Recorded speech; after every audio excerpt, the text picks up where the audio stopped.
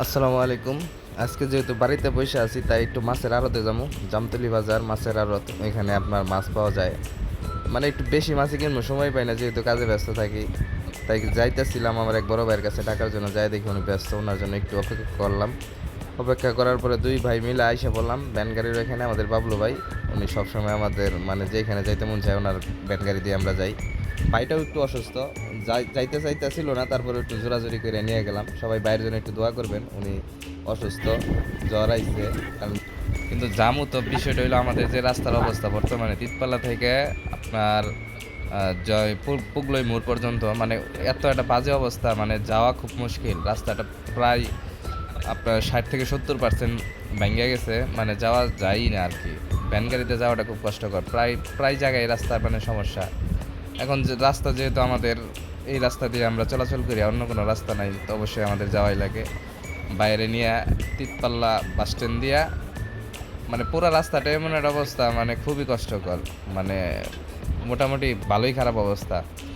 এখন কোন দিন রাস্তাটা হবো জানি না। রাস্তাটা অনেক 2-3 বছর আগে মনে হয় কাজ করছিল, এখন 2-3 বছর 4 বছর মনে পার হয়ে যেতেছে, এরকম এই অবস্থা বাইকা চোরা রয়ে রয়েছে। এখন কবে করবো জানি না। তবে শেষ পর্যন্ত আমরা রাস্তা পার হয়ে, ভাঙ্গা রাস্তা পার হয়ে মেন রোডটা কোনো সমস্যা নাই, এটা নতুন রাস্তা করা, মানে তেলতেলা একদম ফ্রেশ, কোনো ঝামেলা নাই, কোনো ভাঙ্গা নাই। শেষ পর্যন্ত আমরা আইসা বললাম জামতলি। আইসা দেখি কোনো মানে আরদে লোকজন মানে এখনও মাছ বেচা বিক্রি শুরু হয় না, কেবল ট্রাকের থেকে মাছ ওনারা নামাইতেছে, মানে লোকজন আইসা সারা না। আমরা আগে আইসা পড়ে কাজকে একটু চাটা খাইলাম, খাই একটু গল্প টল্প কইরা কইলাম যে আসো দেখি মাছ দেখতে পাই। বাইরে আমি মিলা দুইজনে যা মাছগুলো আর কি দেখতেছিলাম, যে মাছগুলো নামাইতেছিল। এমনি যারা ওই মানে মেহমান বাড়ি, শ্বশুর বাড়ি, জামাই বাড়ি যাইতেছে, এরা মাছগুলা বিক্রি মানে কিনতেছে, কিনা নিয়ে যাইতেছে। আমরা যেহেতু মানে ডাকে মাছ কিনবো, সেই জন্য আমরা আর কি অপেক্ষা করতেছি যে কখন মাছগুলো আসে। তারপরে পুকুরেরও কিছু মাছ আসলো, আসার পরে দামাদামি শুরু হয়ে গেল। আরদে মাছগুলো কিভাবে বিক্রি হয় এবং পাইকাররা কিভাবে মাছগুলো কিনে দেখতে থাকুন।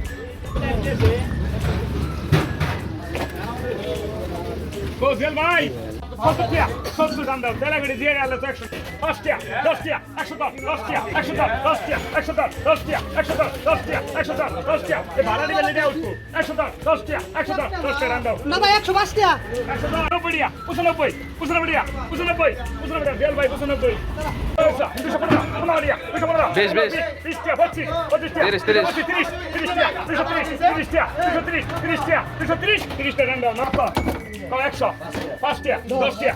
110 তিন জন 110 হস্tia 110 তিন জন 110 হস্tia তিন জন এসে 110 কোন দিয়া আসো কোন মানিক এরা পাইকা দি ভাড়া কিন্তু তিন দাও